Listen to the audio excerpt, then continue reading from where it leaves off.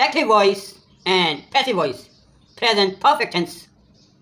This is the basic structure for passive voice. सबसे पहले object, subject की हैसियत से। एक्टिव वॉइस में जो ऑब्जेक्ट होगा उसे हम पैसिव बनाते वक्त शुरू में लेकर आएंगे और वो बन जाएगा सब्जेक्ट। हेल्पिंग वर्ब हम यूज़ करेंगे या तो हैज़ या है। उसके बाद हम लगा देंगे बीन, और बीन के फ़ौरन बाद वर्ब की थर्ड फॉर्म। चाहे कोई सा भी टेंस क्यों ना हो, पैसिव बनाते वक्त हम वर्ब की थर्ड फॉर्म ही यूज़ करते हैं। वर्ब के बाद हम लगाएंगे बाय और लास्ट में सब्जेक्ट को लेकर आएंगे ऑब्जेक्टिव फॉर्म में। So let's start. Sentence number 1, active voice, he has done the work. तो यहाँ पर ऑब्जेक्ट है हमारे पास द वर्क, तो इसे हम ले आएंगे शुरू में, यानी कि इसे बना देंगे सब्जेक्ट। द वर्क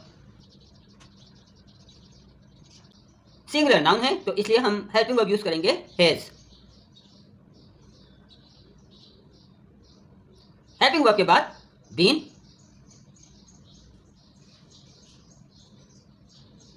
और बीन के फौरन बाद वर्ब की थर्ड फॉर्म डन। वर्ब के बाद बाय और लास्ट में सब्जेक्ट को लेकर आएंगे ऑब्जेक्टिव फॉर्म में, तो ये रहा सब्जेक्ट। ही की ऑब्जेक्टिव फॉर्म है him. So passive voice, the work has been done by him. Now sentence number 2, active voice, she has not seen me. This is object, तो ऑब्जेक्ट को हम लेकर आएंगे शुरू में सब्जेक्टिव फॉर्म में, तो मी की सब्जेक्टिव फॉर्म है आई। आई के साथ हेल्पिंग वर्ब यूज होता है हैव। सेंटेंस है नेगेटिव फॉर्म में, तो इसलिए हम लगाएंगे नॉट। नॉट के बाद हम लगाएंगे बीन और बीन के बाद वर्ब की थर्ड फॉर्म।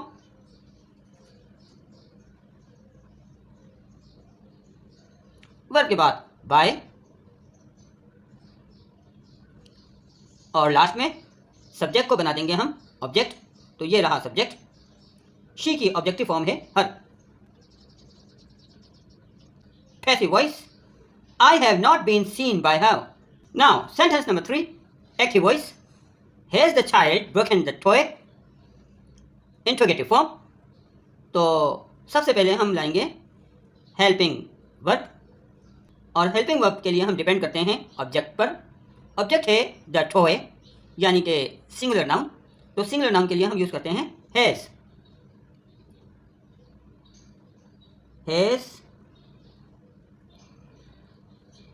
अब ले आइए ऑब्जेक्ट को सब्जेक्ट की हैसियत से, द टॉय।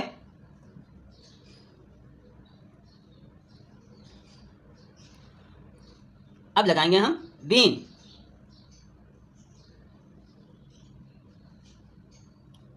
बीन के फौरन बाद वर्ब की थर्ड फॉर्म ब्रोकन। वर्ब के बाद बाय और लास्ट में सब्जेक्ट को लेकर आएंगे ऑब्जेक्टिव फॉर्म में, तो यहाँ पर सब्जेक्ट है द चाइल्ड, इसकी ऑब्जेक्टिव फॉर्म भी सेम ही रहेगी, यानी the child. Question mark. Passive voice, has the toy been broken by the child? Now sentence number 4, active voice, has Ali not eaten the nuts? Negative interrogative form.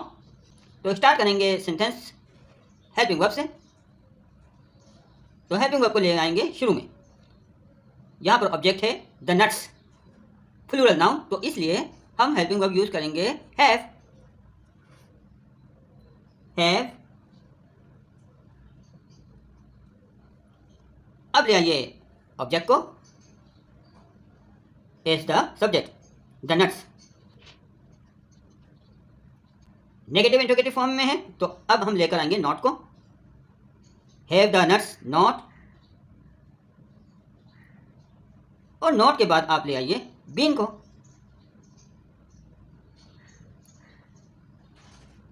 Been के फौरन बाद verb, verb की third form. Verb के बाद bye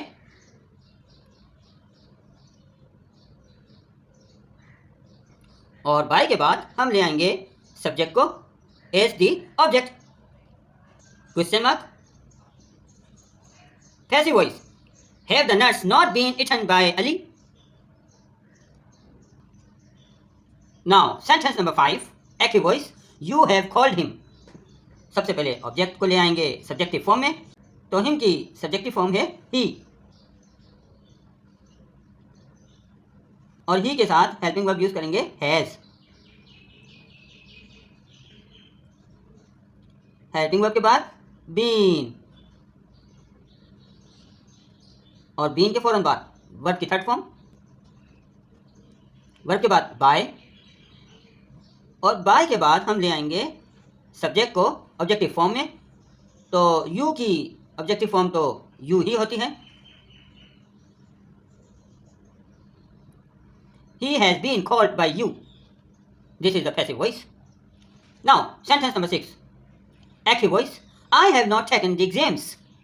Object है the exams, तो इसे बना देंगे subject the exams. Exams plural noun है, तो इसलिए हम helping verb यूज करेंगे have.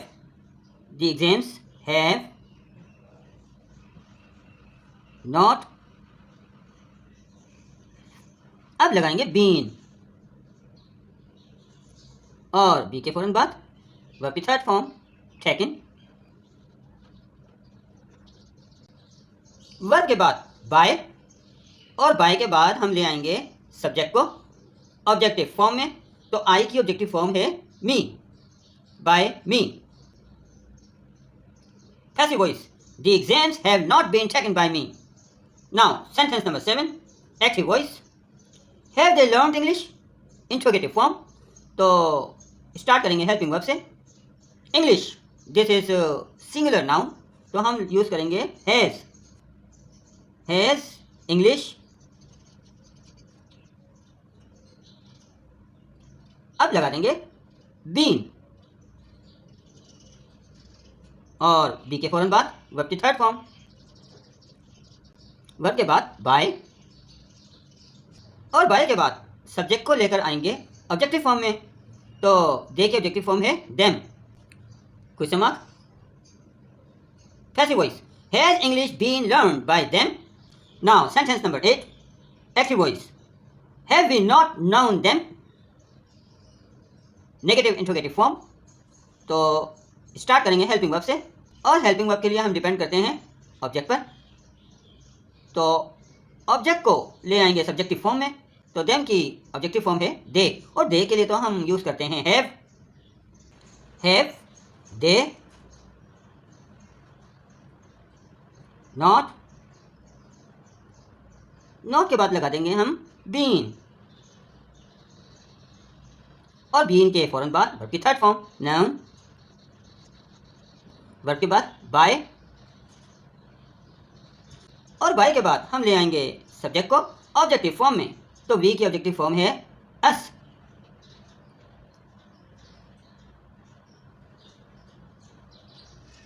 Question mark. Passive voice, have they not been known by us? Now sentence number 9, active voice, people have caught a thief, तो सबसे पहले object को बना देंगे सब्जेक्ट अ थीफ। थीफ है सिंगुलर नाउन, तो इसलिए हम हेल्पिंग वर्ब यूज करेंगे हैज, और हेल्पिंग वर्ब के बाद बीन, बीन के फॉर्म बाद वर्ब की थर्ड फॉर्म कॉट, वर्ब के बाद बाय, और बाय के बाद हम ले आएंगे सब्जेक्ट को as the object. Passive voice, a thief has been caught by people. Sentence number 10, active voice, the patient has taken medicine, तो सबसे पहले हम ऑब्जेक्ट को बना देंगे सब्जेक्ट मेडिसिन, सिंगुलर नाउन है, तो इसलिए हेल्पिंग वर्ब यूज करेंगे हैज, और हेल्पिंग वर्ब के बाद बीन, बीन के फौरन बाद वर्ब की थर्ड फॉर्म, वर्ब के बाद हम लगाएंगे बाय, लास्ट में हम ले आएंगे सब्जेक्ट को as the object the patient.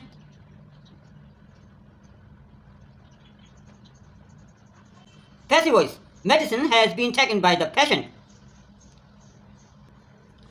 गौर कीजिए कि पैसिव वॉइस में बीन के बाद आ जाता है verb. Been done, been seen, been broken, been eaten, been called, been taken, been learned, been known, been caught, been taken. तो अब तो बीन की मिस्टेक नहीं होगी ना। All the best, thank you.